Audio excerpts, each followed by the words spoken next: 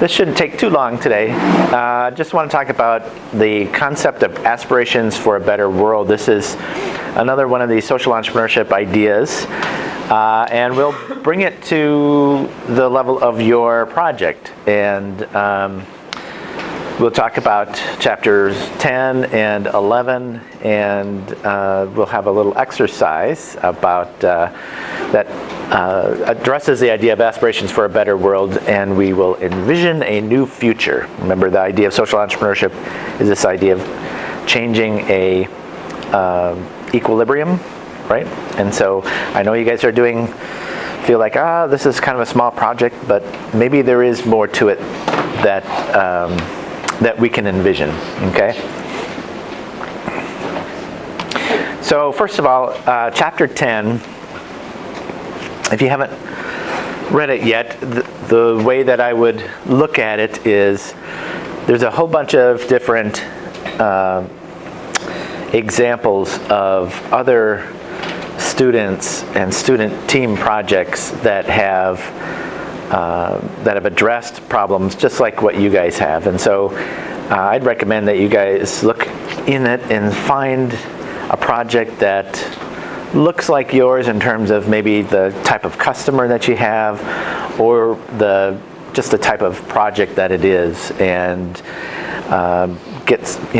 draw some ideas from that in terms of its challenges and the way that they ended up succeeding at it. Now, I know you all have different challenges with your projects. For instance,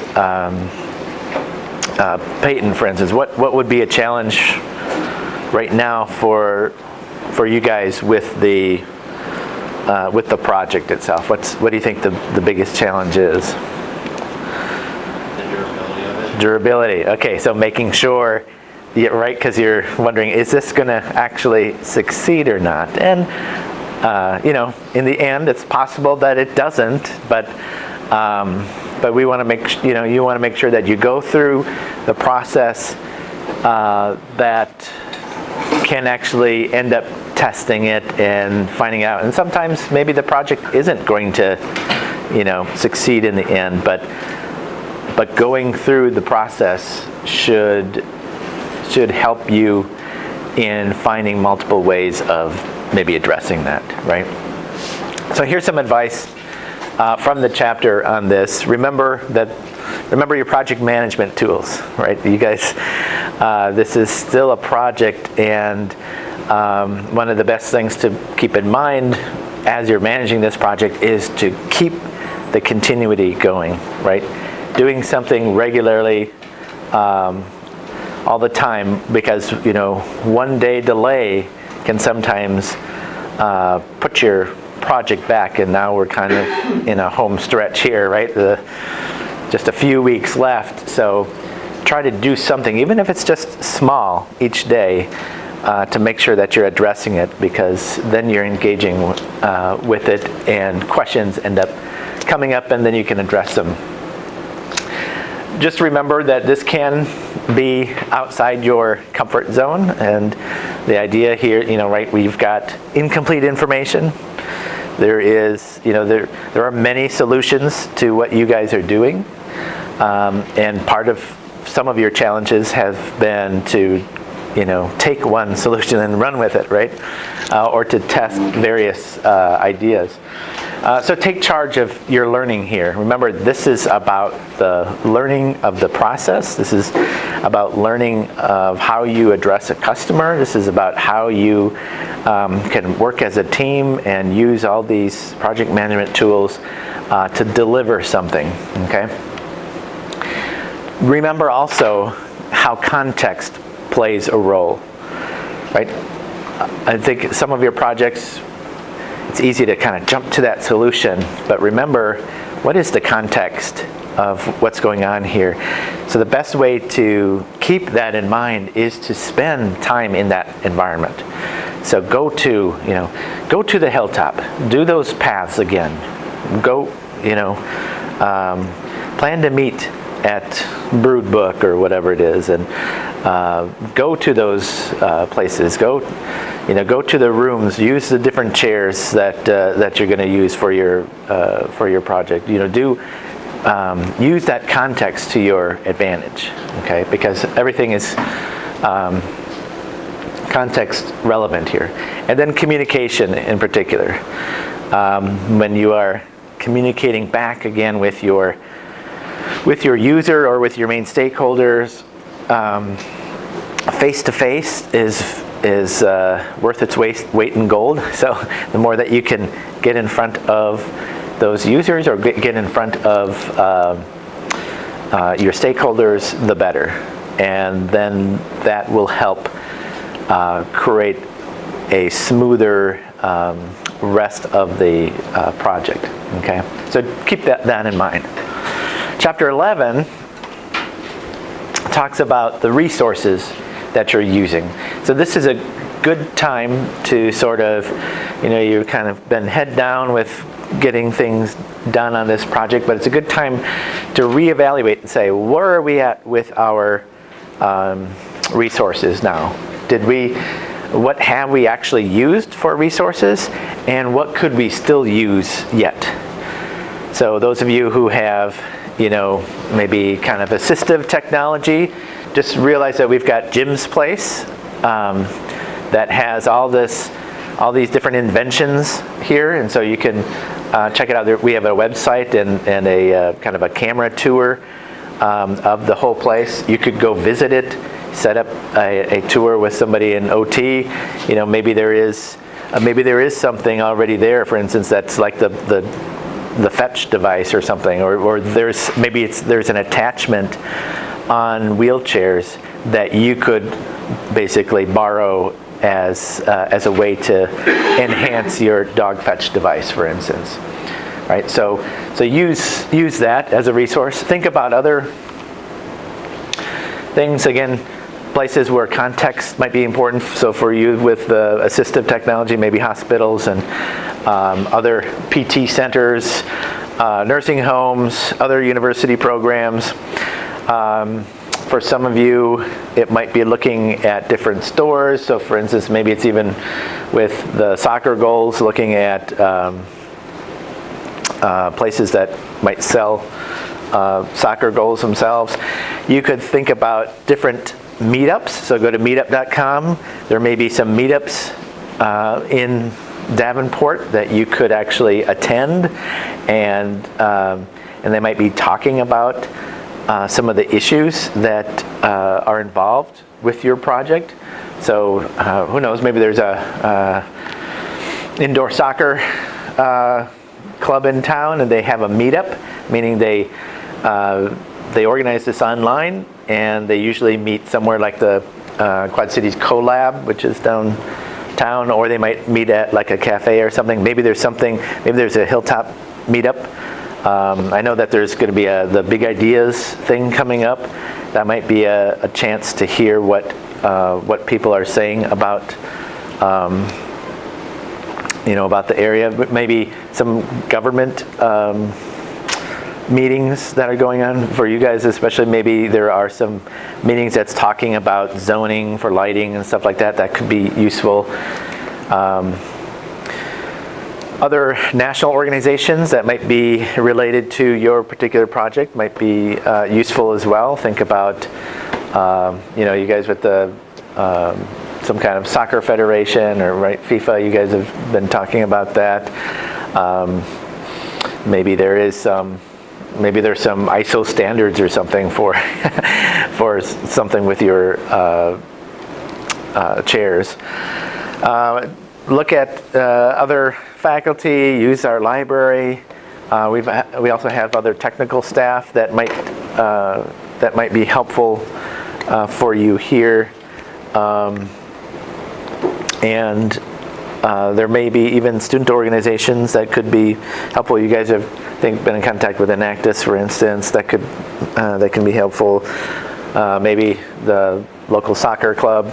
That would be good too, and other local companies.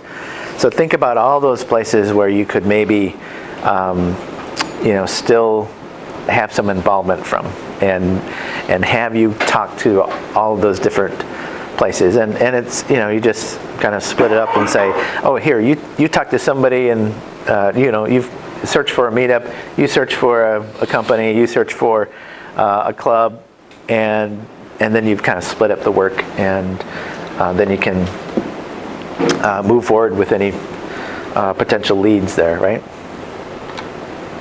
Okay. So now beyond that,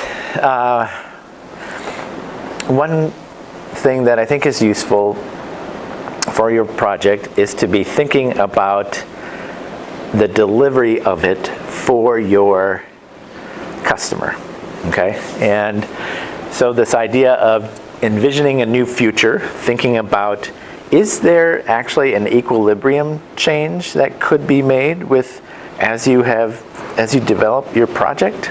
What might that be? Now you might say, well, I don't know, we're putting stuff on the bottoms of chairs, right? But maybe there is, maybe the equilibrium change is that now we don't have to worry about all the scratches and all this extra costs, and now those costs, all that expense, all that money can go into something else, and maybe that actually props up a program or something like that. So this is the kind of the saying here that I think goes along with this idea here, right? It says, for want of a nail, the shoe was lost. For want of a shoe, the horse was lost.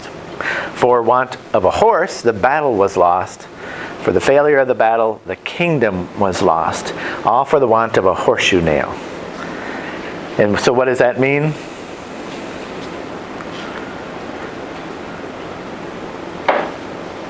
Small things matter, right? Some of the details matter. And so even though you might think, what we're doing is kind of small, sometimes that small thing can lead to a bigger change. It can create a tipping point, if you will. Right? So let me show you an example, kind of a small thing. In Africa, there's this company, Riders International, that it's a social entrepreneurship organization that decided to focus on the last mile, meaning there's lots of different aid and whatnot that goes to African countries, but sometimes it doesn't end up getting used or delivering the results that some of these aid organizations or governments think is going to happen. And one of the problems is actually having to do with the infrastructure and the delivery of that item or that medicine, that last mile. And so what they did is they created this transportation infrastructure that was cheap. It wasn't like it was, all these expensive trucks and whatnot. So they use things like motorcycles, and they create a process so that if anything breaks down, it gets fixed, right? Because that's one of the problems. You can send trucks over and solve that problem for 6 months until the truck breaks down. Truck breaks down, now you got your problem back. So if you haven't built in the infrastructure to make sure that you can keep it running, there's no point, right? So for instance, you have kind of more expensive trucks, more complicated trucks, and it breaks down, you need a very qualified mechanic to actually fix it. Where if you have something more like a motorcycle running on a simpler engine, it's easier to fix, and so you can have people available to actually have the upkeep with it. So let me just show you this video of what they are trying to accomplish.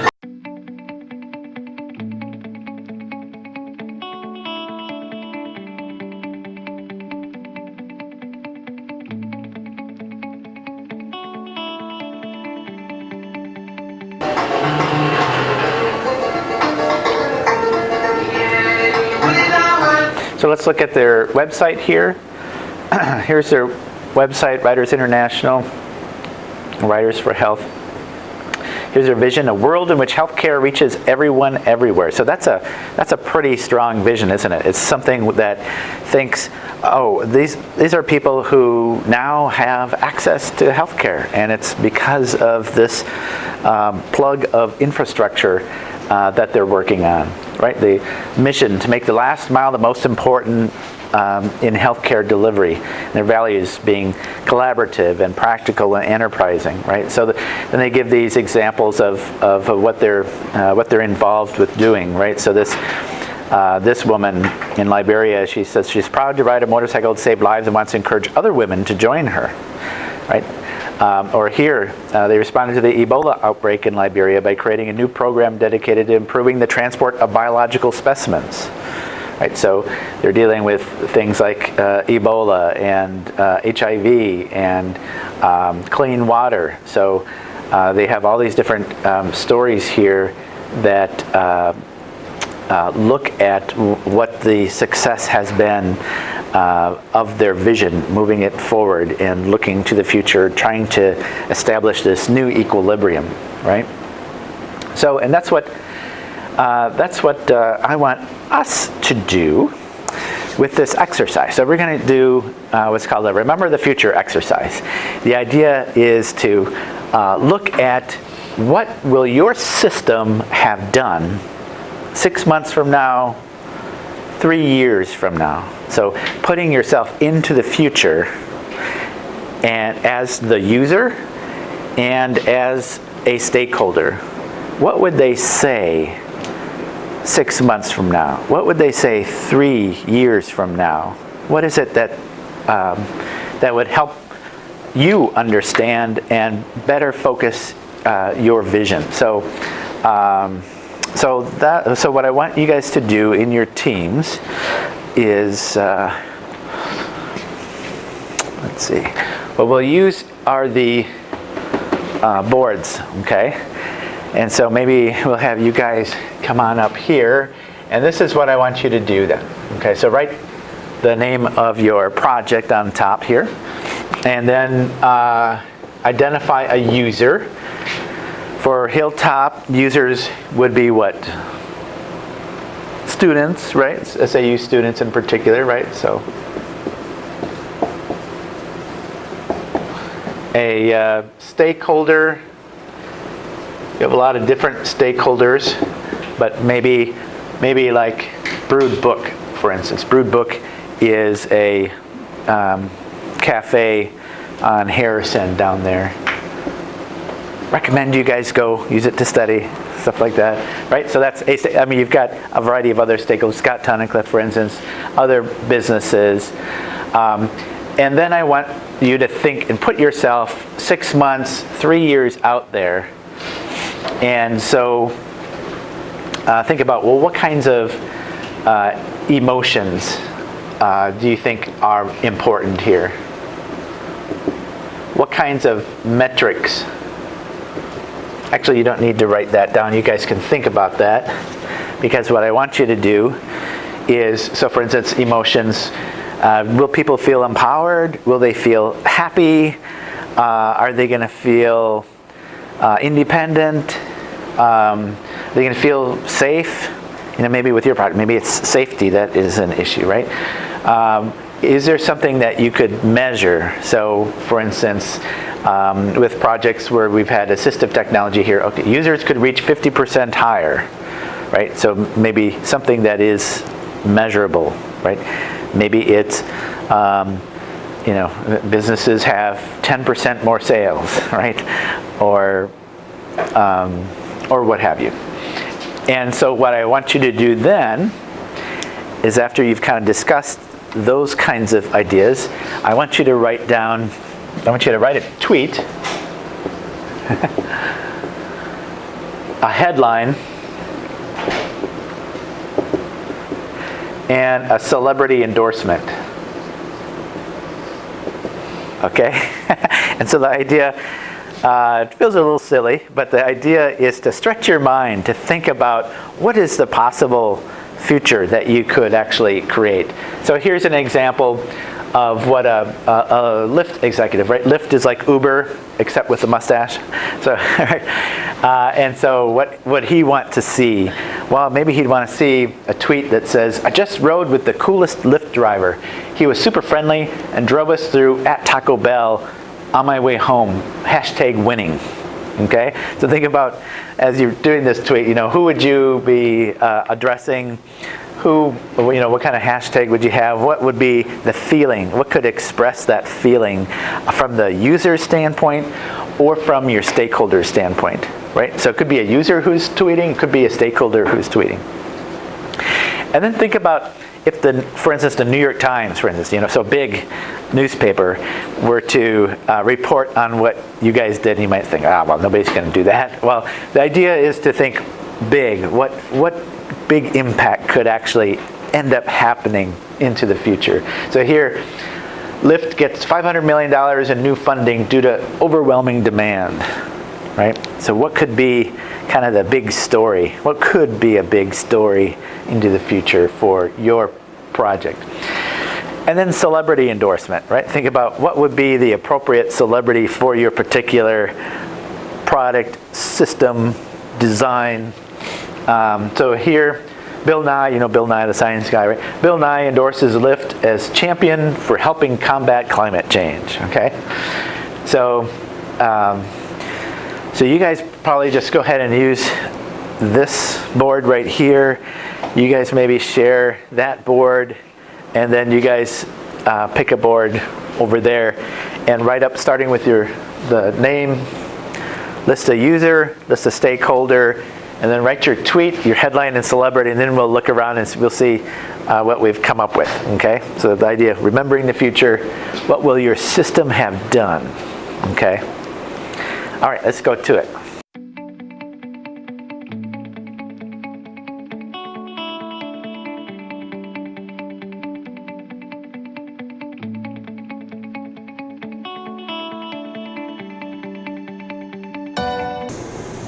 It's just a fun idea. It helps you think about, focus your project, to think about what really is the important thing.